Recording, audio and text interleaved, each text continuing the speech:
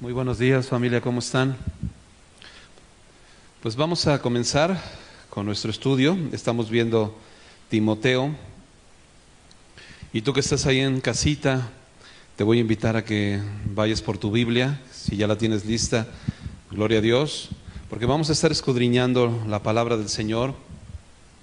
Y qué importante es que tú y yo podamos ir leyendo, conforme vamos estudiando, ir leyendo verso a verso para que tú puedas observar lo que la Biblia nos dice, lo que la Biblia nos enseña, porque a veces cuando no vamos así en el orden, o nosotros no abrimos nuestra Biblia y solo estamos escuchando, a veces nos perdemos y hay algunas citas que empezamos a utilizar, y estas citas de repente pueden llegar a confundirnos y ya no sabemos la secuencia. Pero te voy a invitar a que abras tu Biblia, segunda de Timoteo, capítulo 2. Hoy vamos a estudiar los primeros 13 versículos de segunda de Timoteo, capítulo 2. El título de este estudio es Esfuérzate en la gracia. Y si tú estás allá atrás de las redes sociales, seguramente estás viendo este título, Esfuérzate en la gracia. Así que la gracia que nos ha sido dada por medio de nuestro Señor Jesucristo también requiere que nosotros hagamos un esfuerzo. No es algo sencillo, porque si fuera algo sencillo, la Biblia no nos diría esfuérzate. Así que cuando requiere un esfuerzo extra, es porque es algo más complicado. Y vamos a leer, antes de entrar al objetivo y de entrar a otras cosas, me gustaría que pudiéramos leer todo el pasaje.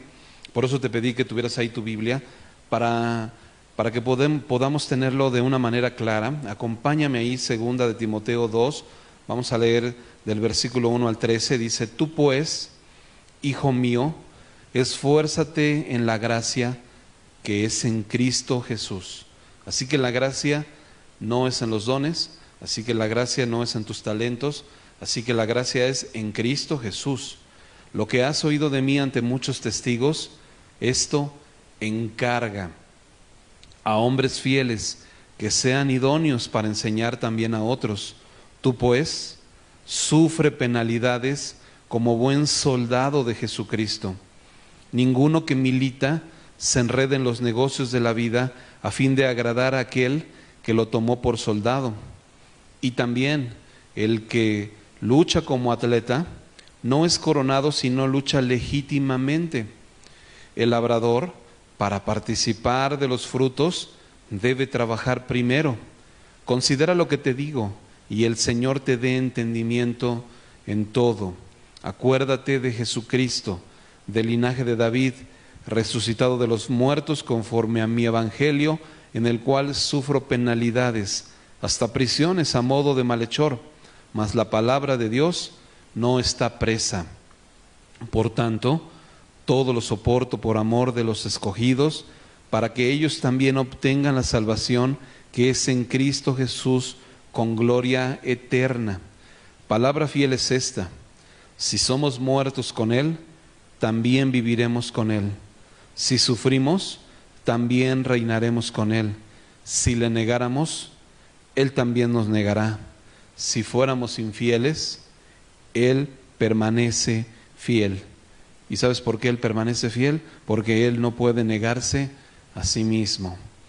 Muy bien, pues este es nuestro pasaje. Muchos versículos que realmente traen toda una enseñanza maravillosa a nuestra vida. Y antes de meternos de lleno en el verso a verso, me gustaría recordar un poco lo que hemos visto las 2 últimas semanas, que creo que es importante poderlo recordar, porque esta es la tercera instrucción maravillosa que tenemos. Esta instrucción es: esfuérzate en la gracia. Pero hemos visto 2 instrucciones anteriores. La primera es: aviva el fuego del don que hay en ti. Y déjame comentarte algo. La Biblia, cuando nos enseña que avivemos el fuego del don que está en nosotros, ese don es el Espíritu Santo. El don que hemos recibido nosotros es el Espíritu Santo. Así que, como lo hemos aprendido también en 2 de Timoteo 1:7, que Dios no nos ha dado un espíritu de cobardía. Así que el espíritu o ese don que el Señor te dio no es de cobardía, sino te dio un espíritu de poder, de amor y de dominio propio. Y este espíritu que el Señor te dio es el que tiene poder, es el que tiene amor, es el que tiene dominio propio. Tú y yo, en nuestra naturaleza humana, no tenemos poder, no somos poderosos. Por eso la Biblia dice, no son muchos de ustedes poderosos según la carne, ni muchos de ustedes son sabios, sino que lo vil y lo menospreciado. Así que tú y yo, en nuestra naturaleza humana, no nos caracterizamos por tener poder. Por eso cuando muchas iglesias predican este tipo de mensajes de que el poderoso que está en ti, ¿no? Tú eres poderoso, y la verdad es que la Biblia te dice que el poderoso es el espíritu que Dios te puso en ti, porque Dios no te ha dado un espíritu de cobardía, sino te dio un espíritu de poder. Así que, separados de Dios, nada podemos hacer. Nosotros por nuestras propias cuentas, si no tuviéramos el Espíritu Santo en nuestra vida, no somos poderosos. Si no tuviéramos el amor de Dios que ha sido derramado en nuestros corazones por medio del Espíritu Santo, no podríamos amar a los demás. ¿Cuántas veces te ha costado trabajo amar a tu prójimo? Porque si el amor de Dios no está derramado en tu vida, para nosotros como seres humanos, en nuestro amor limitado, estamos limitados a amar más allá de lo que el Señor nos da. Pero por eso cuando tenemos nosotros su Espíritu, es que nosotros podemos entonces tener estas características: poder, amor, dominio propio, porque tenemos el Espíritu de Dios en nuestros corazones. Y el Señor nos estaba diciendo, aviva ese fuego. ¿Y cómo vamos a avivar el fuego del Espíritu Santo en nuestra vida? Caminando en su palabra, caminando en su propósito. Cuando tú y yo empezamos a caminar la vida que agrada a Dios, es cuando empiezas a encarrerarte en el fuego del Espíritu Santo. Cuando estás, y ahorita lo vamos a ver, cuando estás de ocioso y que no estás haciendo nada, estás apático, no estás caminando las cosas espirituales, entonces es cuando hay una problemática, porque entonces el Espíritu Santo no está en tu vida, no está activado en tu vida, y el Señor nos dice, aviva el fuego que hay en ti. La segunda cosa que aprendimos, o la segunda recomendación que nos hacía la palabra de Dios, es retén las sanas palabras que hemos aprendido, ¿no? Y nos decía, no te avergüences de dar testimonio. Cuando tú y yo tengamos la oportunidad delante de Dios de dar testimonio a otros del Evangelio, la Biblia te dice, no te avergüences, pero retén las sanas palabras, es decir, no te avientes un rollo que no tiene nada que ver con el Evangelio. ¿Qué es entonces dar testimonio? Y lo aprendíamos en Primera de Juan, capítulo 5, ¿te acuerdas? Que nos decía, y este es el testimonio, que Dios nos ha dado vida eterna, y esta vida está en su Hijo. El que tiene al Hijo, tiene la vida. El que no tiene al Hijo de Dios, no tiene la vida. Ese es el testimonio que el Señor nos está dando, y nos está diciendo, no te avergüences de dar testimonio de mí. No te avergüences. Así que retén las sanas palabras. Cuando tú y yo retenemos estas sanas palabras, lo que el Señor nos está diciendo es, no le eches de tu cosecha. No vendas un evangelio barato. Cuando tú compartas, comparte estas sanas palabras, porque muchas veces compartimos evangelios baratos y empezamos a decir, pare de sufrir y ya ven a Cristo y todos tus problemas van a ser resueltos y todos tus sueños se van a cumplir y todo lo que anhela tu corazón tú lo vas a tener y etcétera, etcétera. Y la Biblia nos está diciendo, y ahorita lo estamos viendo, tú pues, hijo mío, sufre penalidades. Entonces, no que pare de sufrir, pero la Biblia te está diciendo, sufre penalidades a causa del Evangelio. No te avergüences del Evangelio, retén las sanas palabras. No tienes tú que convencer a la gente echándole un rollo en donde no le digas el Evangelio como tal, porque sabes, el Evangelio no es un Evangelio barato. Y cuando tú y yo hablamos a la gente de una manera muy light, estamos abaratando el Evangelio de una manera terrible. Y sabes, el Evangelio tuvo un precio muy, muy alto. No podemos abaratar el Evangelio a compartirlo de una manera en donde le des falsas expectativas a la gente. El Señor Jesucristo nunca le dio falsas expectativas a sus discípulos. ¿Te acuerdas cuando le dijo a Pedro, es necesario que yo vaya y sea entregado y padezca y muera? Y Pedro le dijo, Señor, no, o sea, estás mal, Señor, no, tú, mira, no. Y el Señor le tuvo que decir, aléjate de mí, Satanás, porque me eres tropiezo.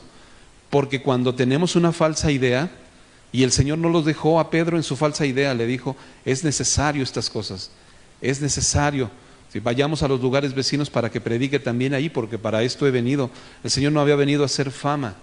Y aún desde el primer día que el Señor empezó a compartir, mucha gente se reunía alrededor de Él. Pero el Señor no había venido a hacer fama, Él había venido a darnos vida, y esta vida es vida eterna. Así que retengamos las sanas palabras. Hemos aprendido estas dos cosas y hoy vamos a ver esta tercera cosa, esta tercera exhortación que el Señor nos está dando, que es esfuérzate en la gracia, esfuérzate en la gracia. Y vamos a leer y vamos a ir desmenuzando versículo por versículo. Dice, tú pues, hijo mío, esfuérzate en la gracia que es en Cristo Jesús. Acompáñame por favor a 2 de Pedro, capítulo 1, versículo 3 en adelante, y vamos a entender un poco lo que la Biblia nos enseña acerca de lo que es esforzarnos en la gracia. ¿Qué es esforzarme en la gracia? Nosotros sabemos y lo hemos comentado que la gracia es lo que Dios ha hecho por ti, ¿no? Lo que Dios te ha dado, que tú no merecías, y eso que el Señor te ha dado.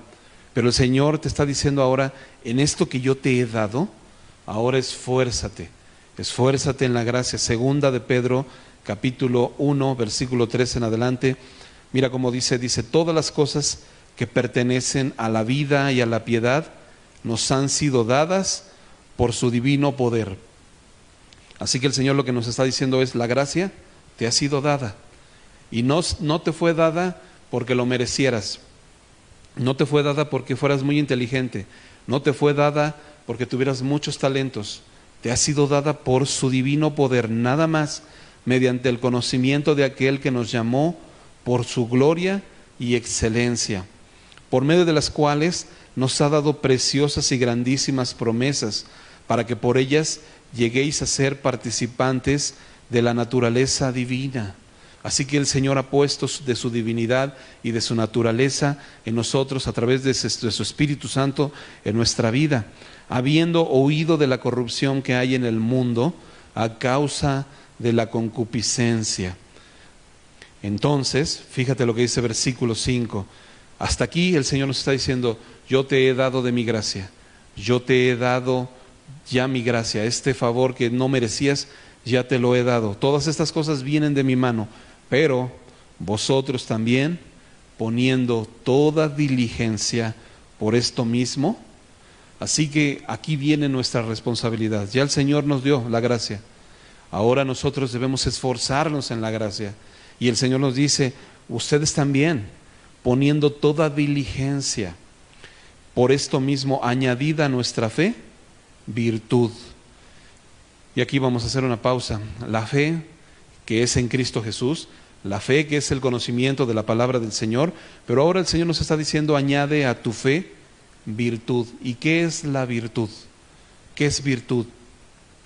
Me acuerdo que el pastor Heriberto, que él es pianista, en algún momento comentaba algo acerca de la virtud y ponía un ejemplo muy sencillo acerca de la virtud, y él decía, cada vez que yo tengo que practicar el piano, ejercitarme, hay un libro que venden y que es comúnmente para las personas que están practicando el piano, ¿no? Y se llama el Hanon. Y este libro se llama Hanon, el pianista virtuoso. Y el pianista virtuoso porque cada vez que tú practicas estos ejercicios, los dedos se te van ejercitando más y más y más y más, a medida de que gradualmente, sin que tú te des cuenta, ya fluyes perfectamente bien al momento de tocar, ¿no? Y te da esa manera de tocar virtuosa. Así que te ayuda a practicar. Y cuando la Biblia te está diciendo que a tu fe, que a la gracia que te ha sido dada le añadas virtud, que tiene que ver con esta virtud, esto de virtuoso, te está diciendo que le añadas práctica. Es necesario que practiques la sana doctrina, que practiques lo que has aprendido. Si tú todas las cosas que estás aprendiendo en tu vida no las estás practicando, no vas a poder añadir a tu fe virtud. No le vas a poder añadir a tu fe virtud. Y ahorita vamos a ver qué es lo que pasa con una vida que no le añade esto. Así que todas las enseñanzas, mis amados hermanos, que hemos aprendido, es importante que las vayamos poniendo por obra. Tantas cosas que hemos aprendido. Veíamos que Primera de Timoteo fue una carta pastoral y que nos dio muchas instrucciones. Entre ellas, la última instrucción que recibimos, ¿te acuerdas? Que nos dijo que nos alejáramos de la codicia, porque la codicia dice que porque los que quieren enriquecerse caen en tentación y en lazo, y en muchas codicias necias y dañosas que hunden a los hombres en destrucción y perdición. Todo esto es lo que trae la codicia, y parte de la codicia es cuando tú y yo, lo veíamos también, y se juntó con el discipulado que estábamos viendo, de dar tu diezmo. Y si tú estás escuchando todas estas cosas y no las estás poniendo por obra, todavía te sigue doliendo el bolsillo a la hora de diezmar, entonces no le estás añadiendo a tu fe virtud, porque nada más te está entrando por un lado y te está saliendo por el otro. Y qué importante es que tú y yo podamos practicar las sanas palabras. A veces la Biblia es bien tajante, mis hermanos. La Biblia es como esa espada de dos filos, ¿no? Que penetra hasta partir el alma y los tuétanos y las coyunturas y discierne los pensamientos y las intenciones de nuestro corazón. Pero cuando nos habla la palabra de Dios nos habla. Mira, me acuerdo que en algún momento mi esposa me preguntaba qué versículo podemos poner para el tiempo de los diezmos y las ofrendas, ¿no? Un versículo bonito que podamos poner y que aparezca en las pantallas de los diezmos y las ofrendas, ¿no? Y yo le decía, pues ¿por qué no ponemos ese de Malaquías? Ándale, pues ese de que el Señor abrirá las ventanas de los cielos y derramará bendición. No, ese de Malaquías no, sino ¿por qué no ponemos el de malditos sois con maldición? Ustedes, todos ustedes, la nación toda. Y decís, porque ustedes me han robado. Y decís, ¿en qué te hemos robado, Señor? Pues en vuestros diezmos y en vuestras ofrendas. En eso me has robado. Claro, que si ponemos ese versículo, no es un versículo tan padre, ¿verdad? No es un versículo que digas tú, qué bonito versículo. Pero mis amados, a veces nosotros, cuando no estamos practicando la sana doctrina, podemos caer en estas cosas. No le estás añadiendo virtud a tu fe, y todas las cosas que estás escuchando no las estás poniendo por obra. Hoy escuchábamos que nuestro hermano Israel nos animaba a poder participar en esta ofrenda que estamos pues recolectando para nuestro hermano Carlos, y que, como bien decía él, en Familia Semilla no estamos acostumbrados a estar pidiendo dinero. Lo último que vas a escuchar aquí en Familia Semilla es que pidamos dinero. No pedimos dinero, no pedimos dinero. Pero la Biblia también nos enseñó en Timoteo que seamos generosos, y que hay quienes retienen más de lo que es justo y vienen a pobreza. Así que el Señor te dice que cuando tú das, el Señor te da más. Y entonces empiezas a practicar esto y empiezas a tener más, pero para llevar a cabo su propósito, no para malgastar. Que podamos nosotros añadir esta virtud a nuestra fe, y a la virtud conocimiento. ¿Por qué el conocimiento? Porque sin el conocimiento de Dios vamos a andar caminando por otro lado, nos vamos a poder desviar. Así que añade conocimiento. Por eso conéctate a tu célula, conéctate a los discipulados para que aprendas todo lo que el Señor quiere decirte, y al conocimiento dominio propio, porque al dominio propio entonces ahora sí vas a quitar tu carne y vas a decir, bueno, si me duele la bolsa, ahora no me va a doler porque le voy a añadir dominio propio, y el dominio propio paciencia, y a la paciencia piedad, afecto fraternal, y al afecto fraternal amor. ¿Por qué, mis hermanos? Versículo 8, porque si estas cosas están en vosotros y abundan, no os dejarán estar ociosos ni sin fruto en cuanto al conocimiento del Señor. Jesucristo, ¿no? Si estas cosas abundan en tu vida, no te van a dejar estar de ocioso. ¿Qué quiere decir? Que si estas cosas no abundan en tu vida, seguramente estás de ocioso. Seguramente no lo estás practicando como deberías. ¿Sí? Así que demanda un fruto. Cuando tú ves esto, entonces no te van a dejar estar sin fruto, de ocioso y sin fruto. Cuando tú empieces a practicar y añadirle a tu fe virtud, va a empezar a haber un fruto en tu vida, un fruto que el Señor va a poder permitir, ¿no? Versículo 9, pero el que no tiene estas cosas, tiene la vista muy corta.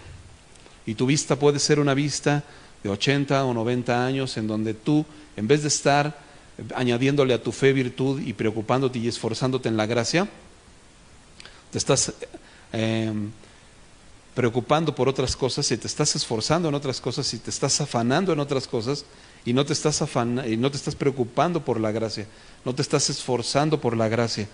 Y lo que dice es, entonces una persona que no está en esto tiene la vista muy corta, porque entonces no estás viendo las cosas eternas.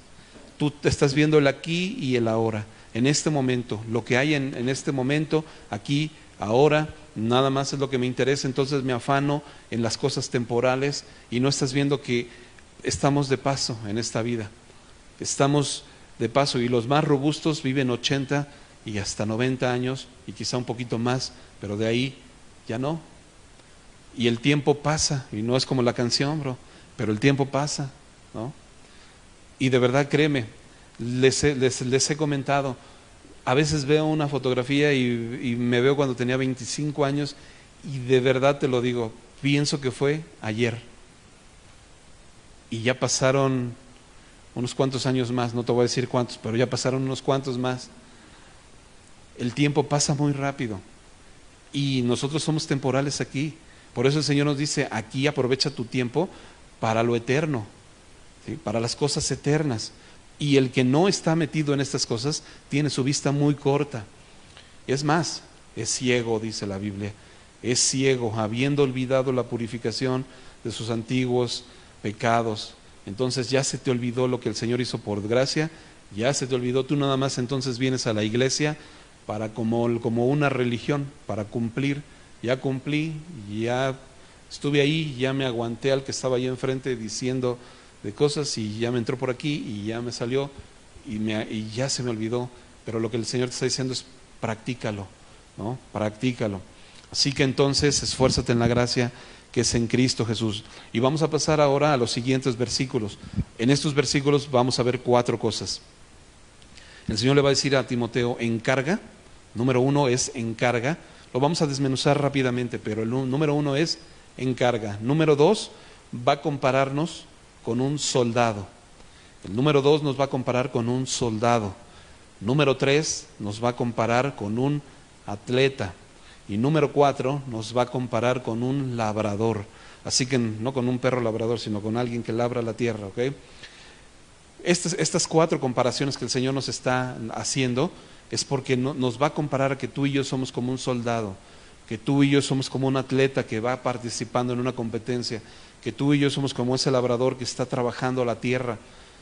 Y vamos a ir desmenuzando estas cosas. Mira, lo que has oído de mí ante muchos testigos, esto encarga.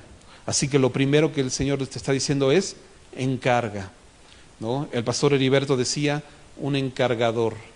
Suena rara la palabra, pero es que en realidad no queremos salirnos mucho de lo que la Biblia nos está enseñando. Así que el Señor está diciendo encarga, no está diciendo enseña, porque la Biblia pudo haber dicho lo que has oído de mí, enseña, pero lo que la Biblia está diciendo es esto encarga a otros, para que los otros enseñen a su vez, ¿no? Así que lo que nos está hablando es de una multiplicación.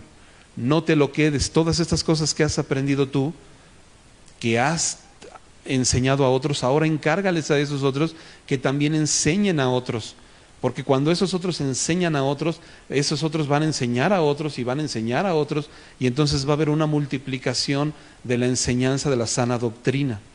Y esto pasa también cuando tú y yo enseñamos a nuestros hijos, porque en algún momento, cuando Dios nos llame a su presencia y tú y yo ya no estemos aquí y tus hijos se queden aquí en este mundo, ¿qué van a saber tus hijos? ¿Qué es lo que van a hacer tus hijos? Pues eso que tú les enseñaste a ellos, ellos también van a enseñar a otros. Y esta sana doctrina, estas sanas palabras van a estar siempre presentes y se van a estar multiplicando, porque imagínate que te quedas tú con esto que el Señor te ha dado. Así que esto encárgale. Y fíjate con lo que dice, encárgale esto a hombres fieles. ¿Y cuáles son los hombres fieles? ¿Qué es un hombre fiel?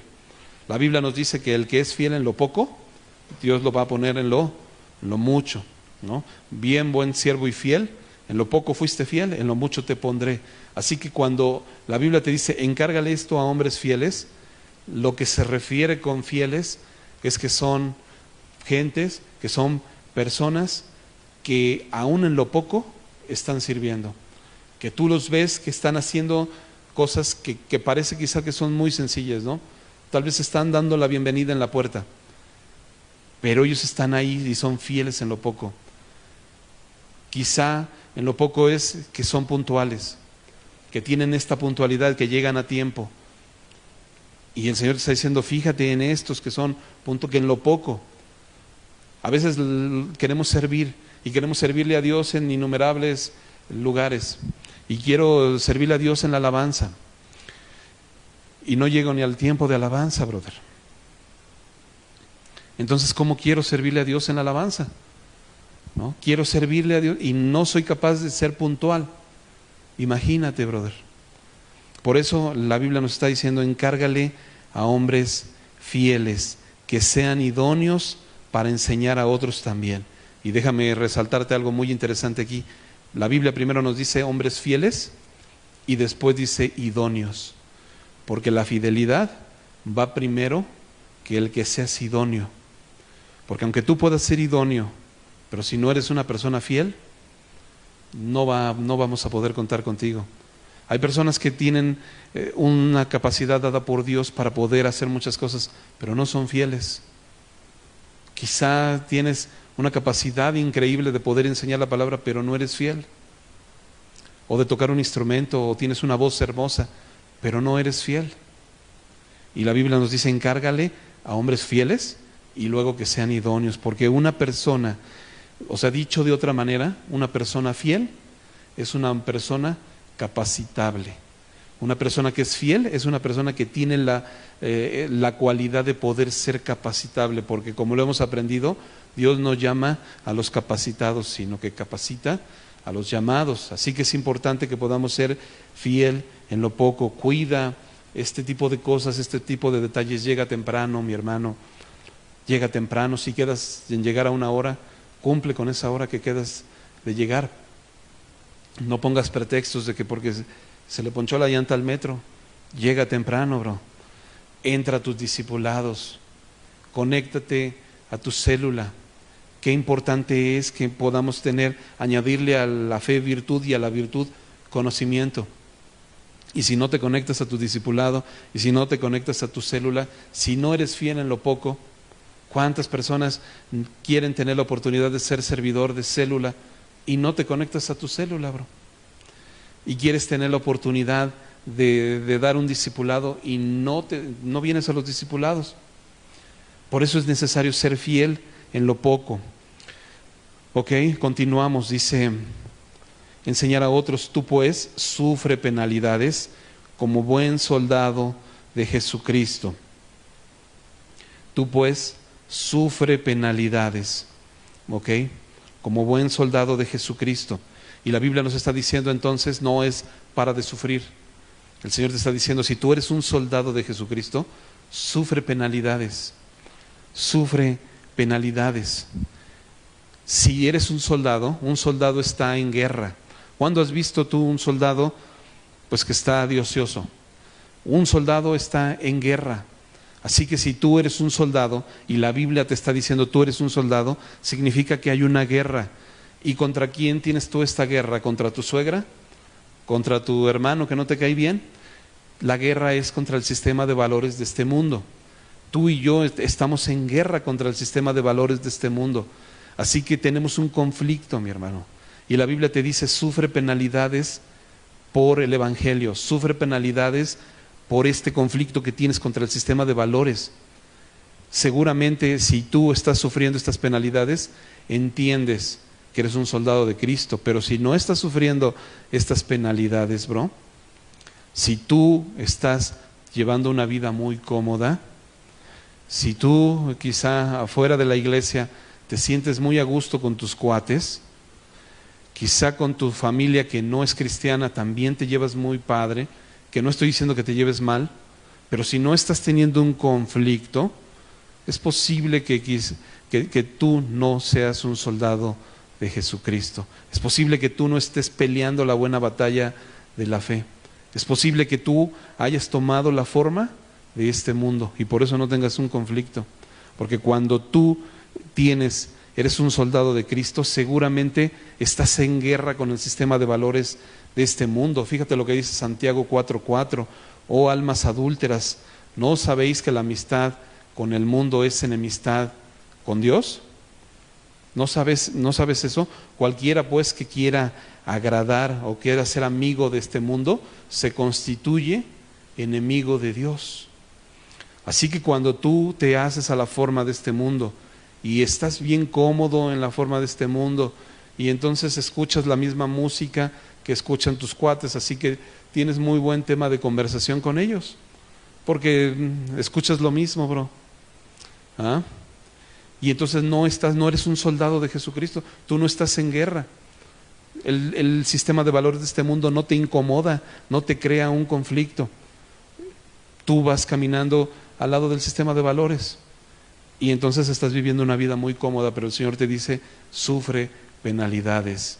Si no estás sufriendo penalidades, yo me preocuparía entonces de qué estoy haciendo. Si soy un soldado, si me la estoy llevando bien relax allá afuera, entonces me preguntaría si soy un soldado de Jesucristo, porque un soldado sufre penalidades y hemos visto, ¿no? Pelea la buena batalla de la fe, echa mano de la vida eterna. Todas estas penalidades por causa de la palabra. No te avergüences del evangelio. Dice, ninguno que milita se enreda en los negocios de la vida a fin de agradar a aquel que lo tomó por soldado. Así que no entres en las actividades de este mundo, sal de las cosas de este mundo, no hagas amistad, porque a cualquiera que quiera hacer amistad con el mundo se constituye enemigo de Dios, en automático te constituyes enemigo de Dios. Tú quieres hacer amistad, quieres escuchar la misma música que escuchan los del mundo, quieres participar de las mismas obras infructuosas de las tinieblas. ¿Ok?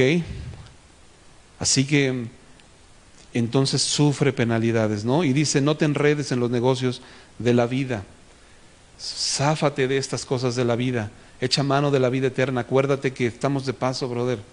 No nos vamos a quedar aquí. Así que tu esfuerzo debe ser en las cosas espirituales, no en las cosas de este mundo. Fíjate, ¿por qué haces todo esto? ¿Por qué tú no te vas a enredar con las cosas del mundo? ¿Por qué tú no vas a hacerte a la forma del sistema de valores de este mundo? Fíjate por qué. A fin de agradar a aquel que lo tomó por soldado. ¿Y quién fue el que te tomó por soldado? Dios, ¿no? Así que el hecho de que tú renuncies a estas cosas es para agradar al Señor que te tomó por soldado. Y también, vamos al segundo ejemplo, hemos visto entonces dos de los puntos. Número 1, encarga a hombres fieles, ¿no? Ya vimos esta parte, encarga. No es que tú enseñes, pero tú encárgales a ellos que ellos enseñan. Y 2, como buen soldado de Jesucristo, sufre penalidades. No estás de vacaciones en el sistema de valores de este mundo, no te estás tomando unas vacaciones, bro. No es que Dios te está permitiendo, el Señor te permite tomarte unas vacaciones aquí en el sistema de valores de este mundo, y aunque el Señor ya te predestinó y aunque el Señor te escribió tu nombre en el libro de la vida desde antes de que nacieras, pero hoy tú dices, pues me voy a tomar unas vacaciones en el sistema de valores de este mundo, ¿no? Me voy a echar unas vacacioncitas, al cabo pues no pasa nada. El Señor te está diciendo, sé como un soldado, ¿no? Y también el que lucha como atleta no es coronado si no lucha legítimamente. ¿Y cómo es luchar legítimamente?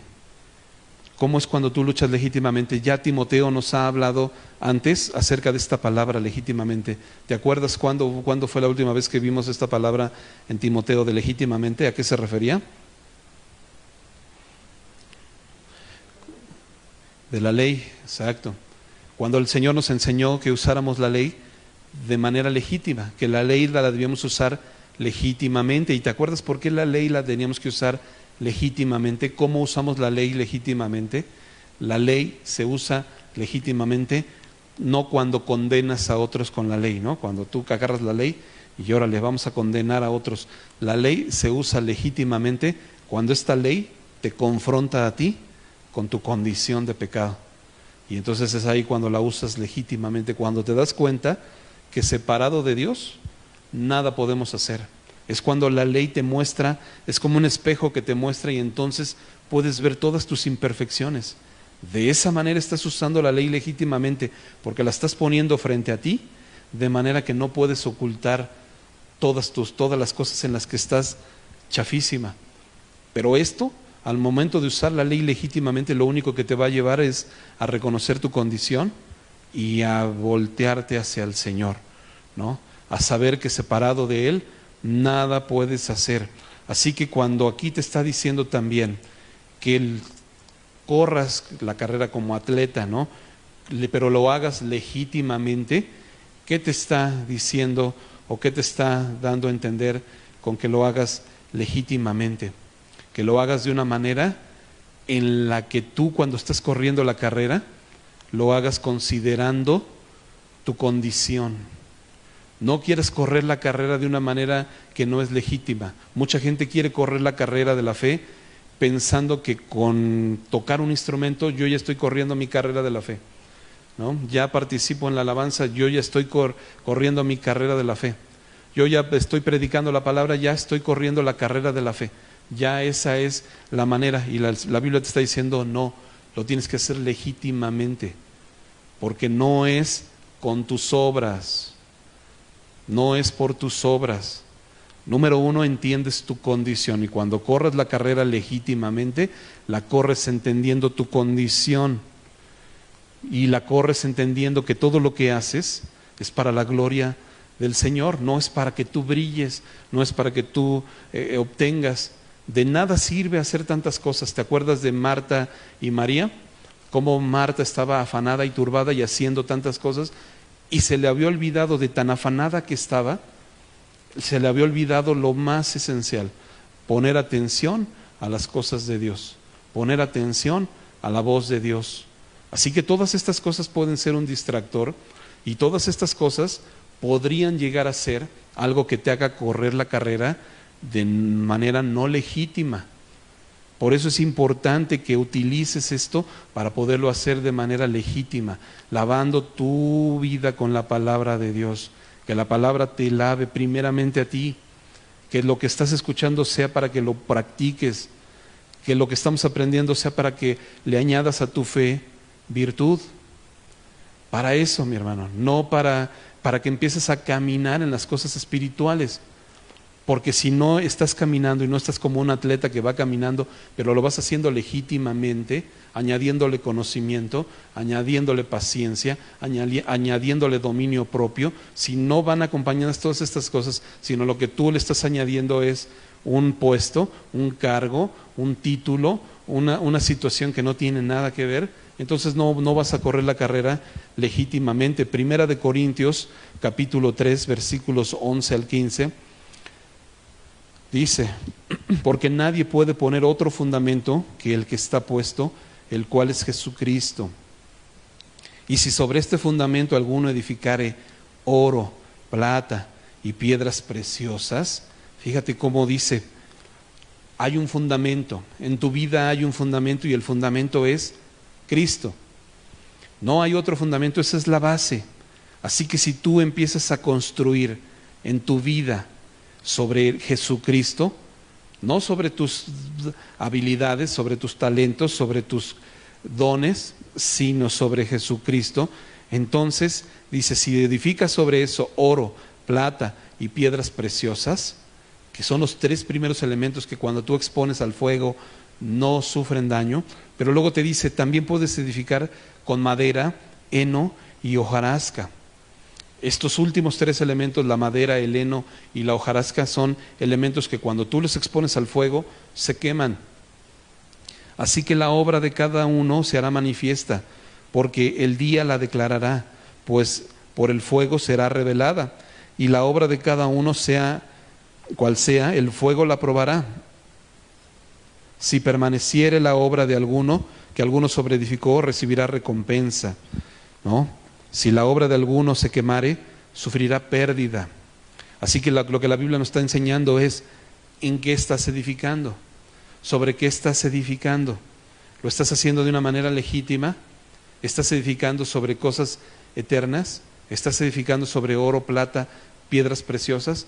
¿O tu edificación está con madera, heno y hojarasca, que cuando venga el fuego las va a consumir y vas a sufrir pérdida? Y entonces todo lo que estás haciendo, en todo lo que te estás afanando, en todo lo que estás caminando, no va a servir de absolutamente nada.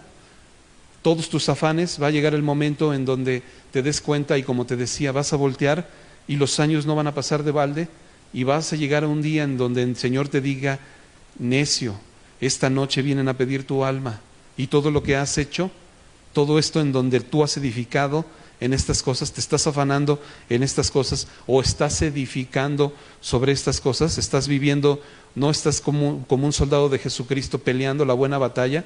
¿Y qué es pelear la buena batalla? Que no vas a poder quedar bien con tus amigos, no vas a quedar bien porque tú no participas en las obras que ellos participan, brother, y ya no te van a escribir, y ya cuando tú los quieras encontrar en el WhatsApp y quieras platicar con ellos, ya no te van a hacer caso, porque tú eres aburrido, porque tú no participas en eso, bro, porque tú no escuchas ese tipo de música.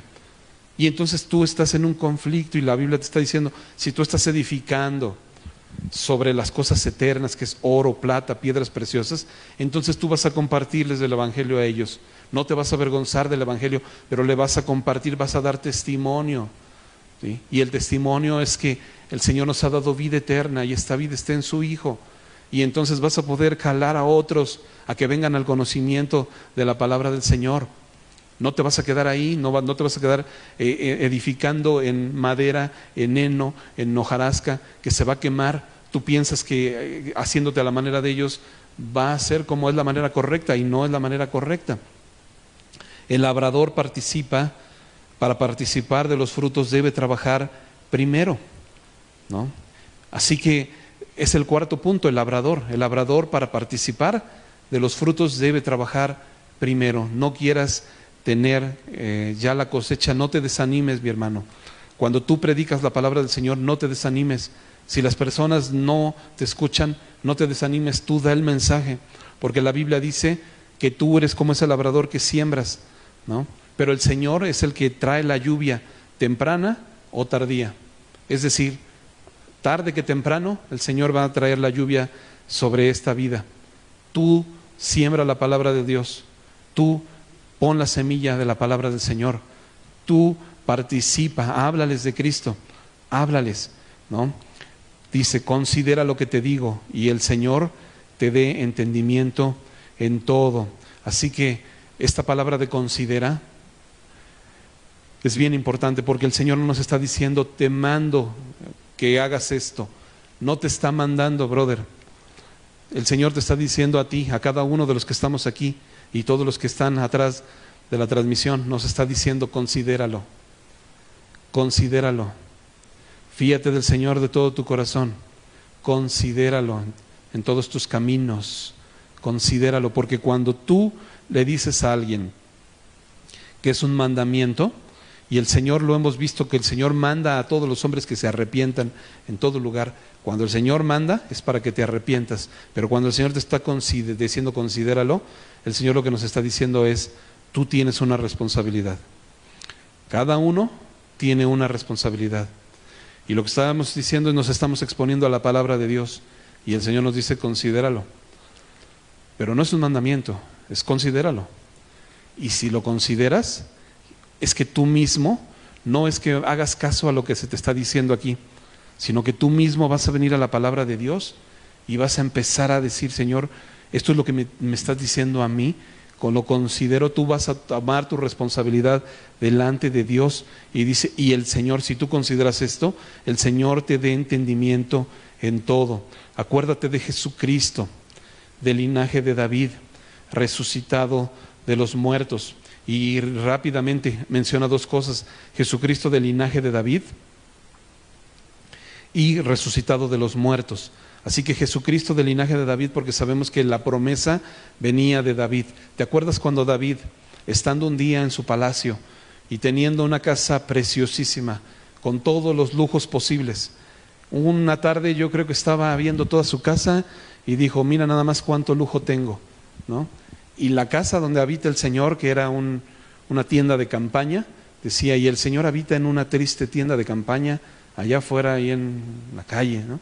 Y yo tengo toda esta casa hermosa. Así que lo que voy a hacer es que voy a hacer una casa preciosa para el Señor. Voy a levantar un templo grandísimo, digno de mi Señor. Porque si yo tengo esta casa, pues el Señor tiene que tener una casa más grande. Pero el Señor le dijo, no, tú no me vas a edificar nada. Al revés, yo te voy a edificar a ti una casa. Sobre ti edificaré una casa, refiriéndose a Jesucristo. Así que sobre ti, de tu descendencia, va a venir el Mesías. Y esa casa yo te voy a edificar, le voy a edificar casa a Israel. Va a venir el Mesías de tu descendencia. Por eso cuando tú ves las genealogías de Mateo y de Lucas, esas genealogías no es un rollote que te echan para que estés, y que no sé quién engendró a no sé quién, y no sé, sino para que tú y todos los judíos pudieran comprobar que precisamente nuestro Señor Jesucristo efectivamente venía de la descendencia del rey David, que la palabra de Dios se cumple porque era el primer requisito, ¿no? Que viniera de la descendencia del rey David. Por eso le decían Jesús hijo de David, porque venía, así que se cumplió esta parte. Y la segunda dice, resucitado de los muertos, porque la resurrección es importantísima. Si Jesús no resucitó, mis hermanos, ¿qué hacemos aquí? Estamos perdiendo el tiempo, vámonos todos, ¿no? Dice la Biblia, comamos y bebamos, y no pongas por obra nada, brother, no le añadas a tu fe virtud, no hagas nada. Qué soldado ni qué nada, hazte a la forma del mundo si quieres. Si Cristo no resucitó, comamos y bebamos y mañana moriremos, brother. Pero en la resurrección es lo que el Señor nos da, esta esperanza de vida. ¿Te acuerdas lo que le dijo Jesús a Marta, la hermana de Lázaro, en Juan 11:25? Cuando Lázaro ya estaba muerto, ya estaba en el sepulcro, ya no había nada que hacer, y estaba llorando, y pensó que Jesús había llegado tarde. Jesús iba a resucitar a Lázaro, y lo iba a levantar de los muertos, y lo iba a sacar del sepulcro, pero en ese momento Marta no sabía esto, así que Marta estaba acongojada y estaba sufriendo, y el Señor le dice, yo soy la resurrección y la vida. ¿Quién? Yo. Eso es lo que dijo el Señor, yo. Así que la resurrección no es sino una persona, es Cristo. La vida es Cristo, el camino es Cristo, la verdad es Cristo, el amor es Cristo. ¿Te das cuenta? Jesús es la resurrección. Así que el Señor no tenía miedo de dar su vida por ti y por mí. Por eso dijo, a mí nadie me quita mi vida, yo tengo poder para ponerla y para volverla a tomar. Yo soy la resurrección, yo soy la vida. El que cree en mí, aunque esté muerto, como estaba Lázaro en ese momento, y como estuvimos tú y yo mucho tiempo, si tú crees en el Señor, aunque estés muerto, vivirás, ¿no? Y le dijo a Marta, todo aquel que cree en mí y muere, no morirá eternamente. ¿Crees esto? Brother, ¿tú crees esto? El Señor le dijo a Marta, ¿crees esto? Todo aquel que cree en mí no morirá eternamente. Las cosas no se acaban aquí. No es el aquí y el ahora. Por eso entonces haz tesoros allá arriba, bro. Porque el tiempo se va de volada. No estés perdiendo el tiempo aquí. Esfuérzate en la gracia. Si tú crees esto, entonces en automático esfuérzate en la gracia. Así que entonces estas dos cosas, acuérdate de Jesucristo del linaje de David, resucitado de los muertos conforme a mi evangelio, en el cual sufro penalidades, ¿no? Otra vez, sufro penalidades, hasta prisiones, a modo de malhechor, mas la palabra de Dios no está presa. Y la palabra del Señor no está presa, mi hermano, porque la palabra de Dios es vida, ¿no? La palabra de Dios nos trae libertad, por eso dice, y conoceréis la verdad, y la verdad os hará libres. El Señor nos va a hacer libres. Tú y yo podemos estar presos. Mira, recordando un poco lo que habíamos comentado, cuando Pablo está escribiendo esta segunda carta de Timoteo, como nos comentaba el pastor, Pablo está encarcelado, ya está preso. Y no nada más está encarcelado y está preso, sino está condenado a muerte. Ya está condenado. Cuando Pablo escribió otras cartas, escribió por ejemplo Filipenses, escribió Filemón, estando en la cárcel. Y cuando Pablo estaba escribiendo estas cartas, Pablo aún en sus cartas tenía la esperanza de que el Señor lo iba a libertar. Y Pablo decía, cuando el Señor me permita salir de aquí y ir y compartir, yo voy a ir y voy a compartir su evangelio.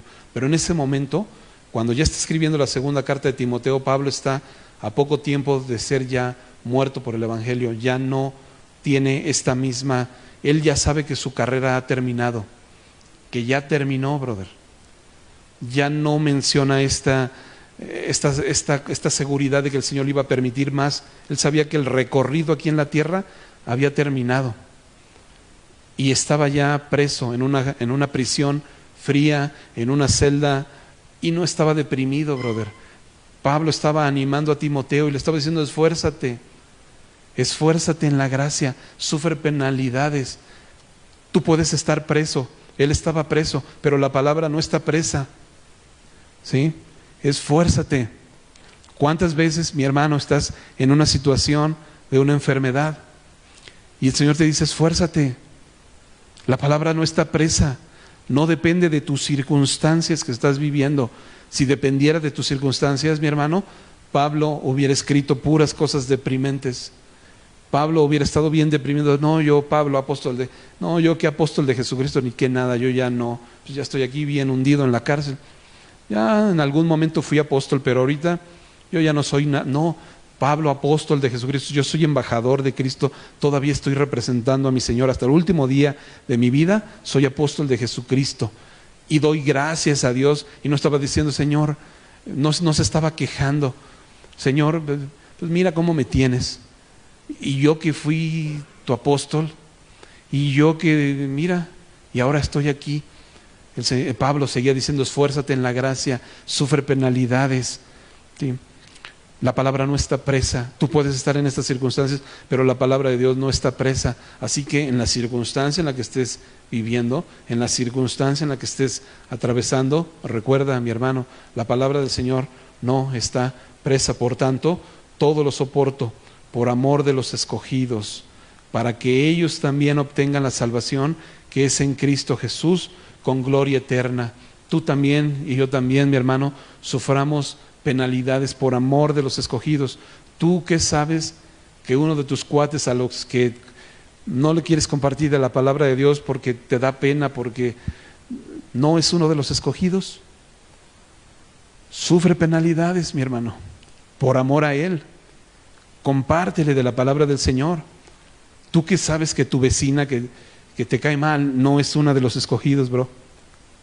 Pero ¿cómo le vas a compartir si ya no sé, o sea, si ya le echaste algo a sus plantas para que se mueran, ¿no? Porque te cae mal la vecina, no, pues ya, ahora ¿cómo le voy a compartir del evangelio, brother? Sufre penalidades por amor a los escogidos, por amor de los escogidos, por ellos también sufro penalidades, ¿no? Compártele. Si se van a reír de ti, compárteles de la palabra del Señor. Por eso te decía, como soldado de Jesucristo, no estamos viviendo en armonía con el sistema de valores de este mundo. No vivimos en armonía, tenemos un conflicto con el sistema de valores de este mundo. Hay muchas cosas que nosotros no nos conformamos a este mundo, pero tú sufres estas penalidades por amor. Ahora concluimos con esto, versículo 11, palabra fiel es esta, ¿no? Así que es palabra fiel, tú puedes confiar en esta palabra. Si somos muertos, también viviremos con Él, ¿ok? Si somos muertos, también viviremos con Él. ¿Y cómo somos muertos, mi hermano? Aquí la Biblia nos dice que seamos muertos, Gálatas 2:20. Con Cristo estoy juntamente crucificado y ya no vivo yo, mas Cristo vive en mí. Y lo que ahora vivo en la carne, lo vivo conforme a este mundo, conforme a los deseos de este mundo, ¿sí? No, ahora lo que vivo en la carne lo vivo en la fe del Hijo de Dios. ¿Por qué, mi hermano? Porque me amó, porque se entregó a sí mismo por mí, por ese amor. Por eso ahora lo que vivo en la carne lo vivo en la fe del Hijo de Dios. Así que, mi hermano, esta es la promesa y esta es una palabra fiel en la que puedes confiar en ella. Si tú mueres con Él, también vivirás con Él. Y ya lo vimos, ¿no? Esta promesa que el Señor nos ha dado, vida eterna, y esta vida está en su Hijo, y el que tiene al Hijo tiene la vida, mi hermano. Si tú mueres, vivirás con Él. Si sufrimos, también reinaremos con Él. Si sufrimos, también reinaremos con Él. ¿No te suena esta frase a una de las bienaventuranzas? Si sufrimos, también reinaremos con Él. Mira lo que dice Mateo capítulo 5, versículo 10, hablando acerca de las bienaventuranzas. Bienaventurados los que padecen persecución, los que sufren, ¿no?, por causa de la justicia. Si sufrimos, también reinaremos con Él. Dice, porque de ellos es el reino de los cielos. ¿Te das cuenta cómo todo es perfectamente bien? Si sufrimos, reinaremos con Él. Bienaventurados los que padecen persecución por causa de la justicia, porque de ellos es el reino de Dios. La Biblia se cumple. Si le negáramos, Él también nos negará. Mateo 10:33, a cualquiera que me niegue delante de los hombres, yo también le negaré delante de mi Padre que está en los cielos. Qué importante es, mi hermano, que tú y yo podamos entender que el espíritu que nos ha dado el Señor no es un espíritu de cobardía, sino es un espíritu de poder. Así que no te avergüences del Evangelio, mi hermano, porque el que niegue al Señor, el Señor también lo negará delante de los hombres. ¿Sabes? El pastor Heriberto ponía un ejemplo y contaba una anécdota que me gustó. Decía él que había un hombre que se le murió uno de sus hijos, y dice que recibió él una llamada telefónica. Estaba él en su casa y recibe la llamada telefónica, y era una llamada de este hombre que había tenido la pérdida de uno de sus hijos, había sufrido esta pérdida terrible, pero este hombre era ateo, así que no creía en Dios. Pero dice que le llamó, y para lo único que le llamó fue para preguntarle, ¿tú crees que mi hijo está ahorita en la presencia de Dios? ¿Tú crees que mi hijo está en la presencia de Dios? Y dice que el pastor se quedó sacado de onda, ¿no? Porque se supone que eres ateo. Para ti eso es irrelevante. ¿Cómo estaba él preocupado y angustiado en su corazón, que aunque él decía que era ateo, pero mi hijo estará en la presencia de Dios? Pero la Biblia dice, al que me negare, yo también le negaré. Y el pastor Heriberto decía, ¿por qué cree esta persona que a Dios le interesa, o le debería de interesar, o por qué le debería de interesar él ahorita saber si su hijo está o no está allá con Dios, si a él no le interesa a Dios? Mi hermano, ¿tú por qué crees que a Dios le deberíamos de interesar tú y yo, si a nosotros no nos interesa a Él? Si le negamos, ¿por qué crees que el Señor en algún momento se pueda poner para escucharnos? Por eso la Biblia dice, si tú me niegas, yo también te negaré. Si tú me niegas, yo también te negaré. ¿Ok? Porque si a ti no te interesa el Señor, al Señor tampoco le vas a interesar tú en aquel día. Y ojo, No estamos hablando de que el Señor no te perdona, porque mira lo que dice lo siguiente: si fuéramos infieles, Él permanece fiel. Lo que te está diciendo es: yo reconozco que tú eres, en tu condición humana, no eres fiel. Nuestra condición humana no es de ser fieles. Nosotros somos infieles por naturaleza. El Señor es fiel, pero Él dice: si tú te equivocas aquí en este mundo, si tú la riegas, si tú te deslizas, si tú caes, yo voy a permanecer fiel. No te preocupes, porque yo sé que no eres perfecto, bro.